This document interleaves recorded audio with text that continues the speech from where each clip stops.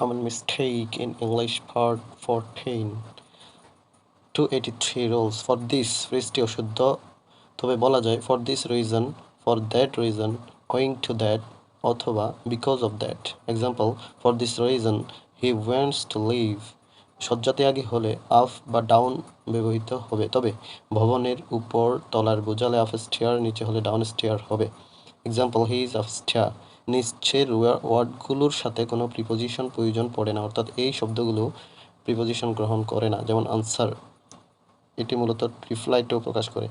Approach, দ্বারস্থ হওয়া, কাম near to প্রকাশ করে। আস্ক, প্রশ্ন বা জিজ্ঞাসা, put a question two.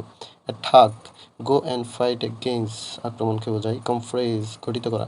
Consist of, গঠিত হওয়া। এন্টার, এন্টার হচ্ছে গো ইনটু, যাওয়াকে বোঝায় বা প্রবেশ করাকে। Finish, come to the end of, তা কোনো কার্য শেষ করাকে প্রকাশ করে। লিভ, ডিফার্ড ফ্রম, বিদায়, বিবর্ত বিদায়কে প্রকাশ করে। ওবে, অমান্য করা। অ্যাকর্ডিং টু, এই শব্দগুলোর সাথে প্রিপোজিশন প্রয়োজন পড়ে না বা